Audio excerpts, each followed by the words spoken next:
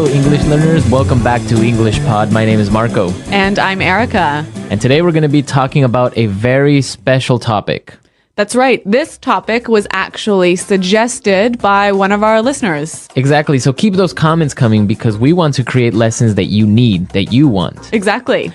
So what are we talking about today? Today's lesson is about applying for a visa. A very, very important topic. Yes. And specifically, it's about a visa interview. Exactly. As you all probably know, when you apply for a visa, especially for the US, you have an interview. Yes. Where you have to answer some questions. Yes. And that's what we're going to be talking about today. So before we jump into the dialogue, let's take a look at vocabulary preview. Vocabulary preview. Okay, so let's talk about visa. Right. A visa, it's not a credit card. No, not Visa or MasterCard. No. So a visa is an official document that you get in your passport that allows you to travel legally to a country. Exactly. So with this document, you can go into a country. Okay, so we have different types of visas. Today, we're going to be talking about a B2 visa. Right. A B2 visa is a tourist visa. A tourist visa. Yeah. This is only for the United States. Other countries may have different classifications for their visas, but B2 is for the United States. Right. So, Marco, we use a tourist visa when we want to be a tourist and just travel in the US. What about a resident visa? Well, you can have a temporary resident visa. Like, for example, an F1. Yep. An F1 is for foreign exchange students Yeah. who go and live in the States maybe for a year or do a MBA for 2 years or 3 years. So that's an F1 visa. You can also get a J1 visa, Yeah. which is a temporary exchange visitor. Okay. So it could be to maybe do some temporary work for 2 or 3 months and then go back to your country. So basically, a resident visa allows you to live in that country.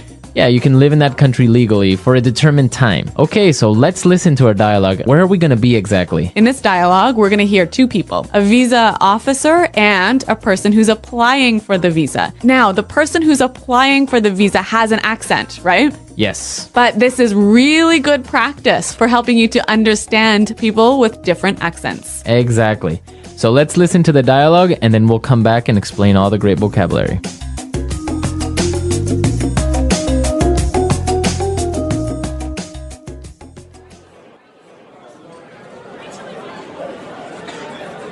So you're applying for a B2 visa. Where's your final destination and what's the purpose of your trip to the United States? I'm going to visit my brother. He's just had a baby. He lives in Minneapolis. And how long do you plan to remain in the United States? I'll be here for approximately 3 weeks. So here's my return ticket for the 26th of March. And who's sponsoring your trip? My brother. Here. This is an invitation letter from him. I will stay with him and his family in their home. All right. Tell me about the ties you have to your home country.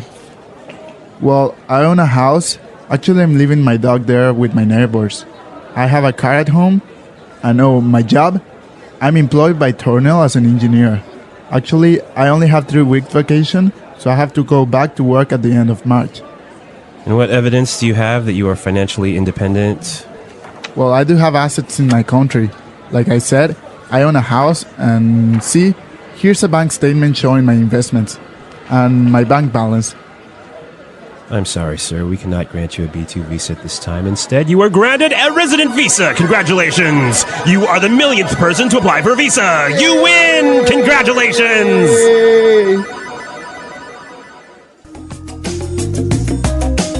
All right, what a lucky guy. He applied for a tourist visa and now he's getting a resident visa. Yeah, that's great. But does this really happen? No. Marco? No, that would never happen at a consulate. Okay, well, we can dream that this might happen for us. Yeah, exactly. All right, let's take a look at the words in language takeaway today. Language takeaway. All right, on language takeaway, we have sponsoring. Sponsoring. Sponsoring. Sponsoring. So, Erica, what does it mean to sponsor somebody? When you sponsor somebody for a visa, you take care of them and make sure they have enough money. Okay. So you are the one who's responsible for all of their expenses and making sure they just have enough money. Okay. So for example, when I was 16, I made a trip to another country. Yep. And my parents were my sponsors. So they took responsibility for your money. Exactly. Okay. Let's look at our next word. Invitation letter. Invitation letter. Invitation letter. Invitation letter. Now, this is a really important part for a visa application. Yes, very important. What is an invitation letter? Well, an invitation letter is a formal letter that a friend or a relative or maybe a business writes to ask you to come to their country. Exactly. So you're being invited for a specific purpose to the United States. Yeah, and you have to give this letter to the visa officer. Okay. Invitation letter. Our next word. Ties. Ties. Ties. Ties. Looks exactly like tie, like the one you wear in your suit. Not quite the same though. All right, so what are ties? The ties you have to your country are the things that keep you attached to your country. Okay. That make sure that you will return to your country. Okay, so what are some examples of ties? Like maybe a house or a wife or a child or maybe some money in your bank account. Okay. Or a job even. Okay. Okay, perfect. Yeah, a good way to think of this is imagine like a rope that's attached to you and tying you to your country, to your house, to your job, to your kids. Okay, so you can't run away. Exactly. Okay. Okay, that was clear, but let's listen to some more examples of how we would use ties. Example 1. I sold my house and closed my bank account. I don't have any more ties to my home country. Example 2. Alvin enjoyed being single. He wasn't ready for the ties of family life. Example 3. Diplomatic relations have improved, and the ties between the two countries are stronger. All right, it's clear now. Let's look at our next word. Financially independent. Financially independent. Financially independent. Financially independent. So that means that you don't need anyone. That you have enough money. You have enough money for yourself. Right. So you don't have to ask your parents to pay for your ticket or pay for your food or whatever. Okay. And our last word for today. Assets. Assets. Assets. Assets. Okay, so your assets are kind of like your ties. Right. There are things of value that you own, things that are expensive that you own in your home country. So it would be a house, Yep. a car, Yep. Maybe stocks stocks, or investments. Okay, so all of those things are your assets. Okay, so we've seen a lot of great words, and I think it's time for us to listen to our dialogue again. We're going to slow it down for you. Yeah, this will help you understand it a little bit better.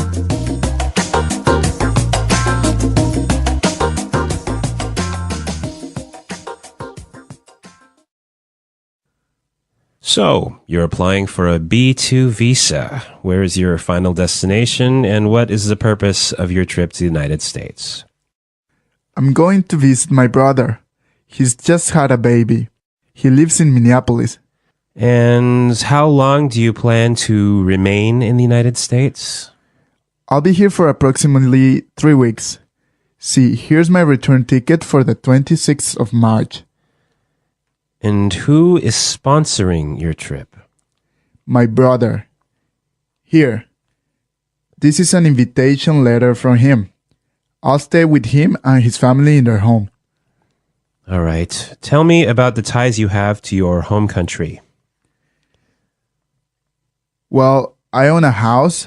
Actually, I'm leaving my dog there with my neighbors. I have a car at home and my job. I'm employed by Tornell as an engineer. Actually, I only have 3 weeks vacation, so I have to go back to work at the end of March.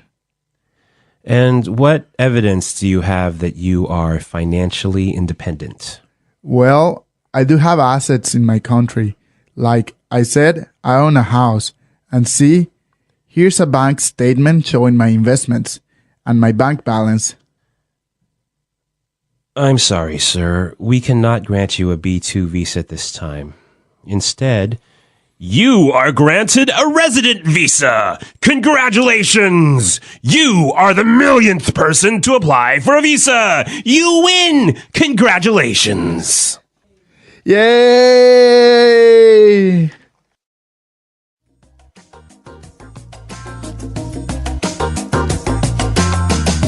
Okay, today we're not going to do our regular toolkit like Fluency Builder, putting it together. No, we're going to do something a little bit different today. We're going to talk about the questions you will probably be asked at an interview for a US visa. Yes. And the useful language that you can use to answer these questions in a good way. Okay, so let's take a look at our first question. Where is your final destination, and what is the purpose of your trip to the United States? Where is your final destination, and what is the purpose of your trip to the United States? So this is probably going to be the first question the interviewer is going to ask you. Yeah, so Marco, I know you have a lot of experience with US visas. How should we answer this question? Well, it depends on what you're doing, right? Right. So if you're a tourist, you would say, I'm going on vacation to New York or anywhere. Also, if you're visiting a family member, like in our dialogue, you would say, oh, I'm going to visit my sister or my brother or my cousin. If you're applying for a business visa, then you would say, oh, I'm going to visit a company or etc. Right. So you just have to say why you are going to the States. Now, is it important to be really specific? Yeah, the more specific you are, it's probably better. So if you can name the state and the city where you're going, it's much better. Okay. All right. Well, let's listen to our next question. How long do you plan to remain in the United States? How long do you plan to remain in the United States? Okay, so this is a really important question also because in your application, you have to put how long you plan to stay in the US. Right. It's a pretty straightforward answer. 2 months, 1 month, 3 weeks. Right. But you just have to make sure that your answer matches what's written in your application form. Yeah. Exactly. Okay, now let's take a look at our last question. Tell me about the ties you have to your home country. Tell me about the ties you have to your home country. Well, I think this is maybe the most important question that they'll ask you, right? Yeah, this is the most important question. This is what the interviewer is most interested in. Okay, so why is he interested in this? Because he has to be sure that you will not become an illegal immigrant to the United States. So that you will return to your home country. Exactly. He or she has to be convinced that you're going to return to your home country. So how can you convince him? Basically by demonstrating your ties. So showing the things that will pull you back to your home country. So if you take documents to support this, bank statements, maybe a copy of your mortgage. Yep, like maybe your wedding certificate. I don't know, even a letter from your office, from your job. So that shows that you have to return to your work. The more things you bring, the better, even though the interviewer might not ask for the documents. Okay, it's better to be safe, right? Exactly. So come with a huge file full of things. Exactly. Yeah. I've had friends who've arrived to the embassy with a huge file of documents and weren't asked to show any of the documents. All right. But other interviewers will maybe ask for it. Okay, so now let's listen to the dialogue again. And you'll hear how our traveler answers these questions.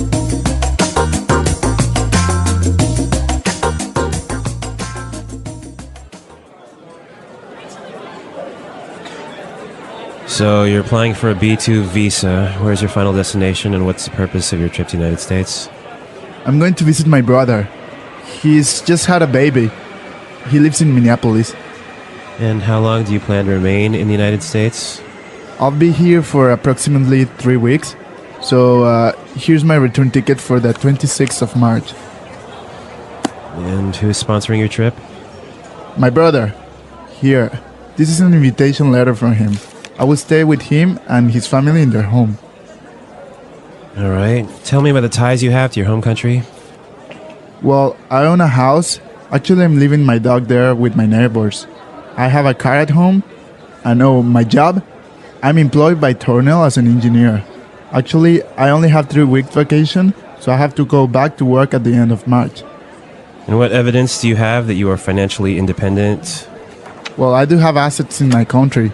Like I said, I own a house, and see, here's a bank statement showing my investments and my bank balance. I'm sorry, sir. We cannot grant you a B2 visa at this time. Instead, you are granted a resident visa. Congratulations! You are the millionth person to apply for a visa. You win! Congratulations!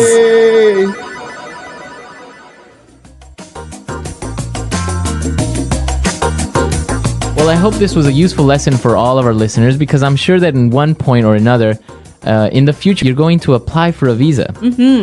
So now you know all the language that you need to more or less answer all these questions that you're going to be asked. Yes. And Marco, I'm sure that people have already applied for visas for the US, right? Probably, yeah. And I want to hear from our users any stories that they have about applying for a visa. Yeah, that would be great. I know that I have some stories to share on the comments board.